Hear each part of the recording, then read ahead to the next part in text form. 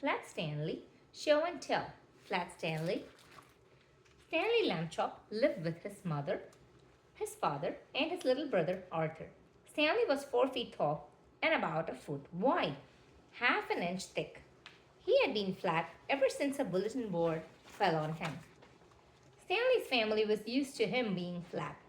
They didn't think much about it, except when Mrs. Lambchop needed to clean behind the fridge, or when Mr. Lambchop forgot his house key, which happened quite a bit. To the Lambchops, Stanley was perfectly normal. That's why Stanley was surprised when Arthur asked, "Can I take you to show and tell?" Stanley frowned. "You mean because I'm so good at wiggling your ears," said Arthur. "Miss Plum really wants to see it." "Oh," said Stanley. "Sure, if Miss Plum said so." Stanley felt his face turning pink. It always turned pink when Miss Plum's name came up. Miss Plum was the prettiest teacher in the whole school. "Thanks, Stanley," said Arthur. "No problem," said Stanley. "That's what brothers are for." Arthur smiled to himself. He knew the real reason Stanley was gonna show and tell, but he didn't say a word. At school, Arthur's classmates took turns showing and telling. Sophie showed her mouse Squeakers. "He just loves cheese," she said. Manny held up his grandpa's false teeth. "My grandpa loves cheese too." Arthur introduced Stanley, who wiggled his ears like crazy. "My goodness," said Miss Plum. "Today I have something for show and tell too," Miss Plum added shyly. She held out her left hand. A big ring sparkled on her finger. "I'm getting married," said Miss Plum. Stanley felt his heart sink. "Miss Plum? Married?" The other kids jumped up and crowded around to look at Miss Plum's ring. "Let me see," said Sophie. She bumped into Manny. Squeakers slipped out of her hands. "Ouch," said Manny. "Watch it." He dropped his grandpa's teeth. The false teeth bounced twice, then clamped on to Squeaker's tail. "Week!" squeaked Squeakers. He took off, running.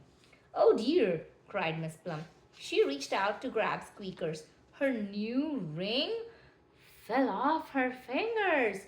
To Stanley, the ring seemed to move in slow motion.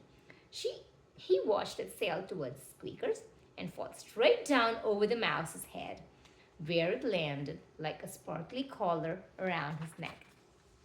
Poor Squeakers squeaked again and ran even faster. He zipped across the classroom, scampered up a bookcase, and vanished through a crack in the ceiling tile.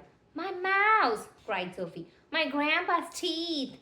cried Manny. "My ring!" cried Miss Plum. Stanley stood up. "I'll save you, Miss Plum. I'll save your ring and Squeakers and the teeth." Stanley raced to the spot where Squeakers had vanished. "Arthur," he said, "that crack in the ceiling is like our window at home. Give me a boost." "On the count of three," said Arthur. "One, two, three." With a grunt, Arthur pushed Stanley high over his head, just as he had a dozen times before. Mr. Lambchop really did forget his keys a lot. Stanley slid through the crack. "I see Squeakers!" Stanley yelled. "Come here, boy. Come on." Below, the students heard crashing and thrashing as Stanley chased the mouse over their heads. "Go, Stanley, go!" yelled Manny. "It's no use," Stanley said, panting. "He's too fast." Then Arthur thought of something. "Sophie, where's Squeaker's cheese?" "Right here," she said. Arthur grabbed a slice and flung it through the crack. "Stanley, try this." The crashing stopped. The thrashing stopped. Then the class saw Stanley's arm poke through the ceiling crack.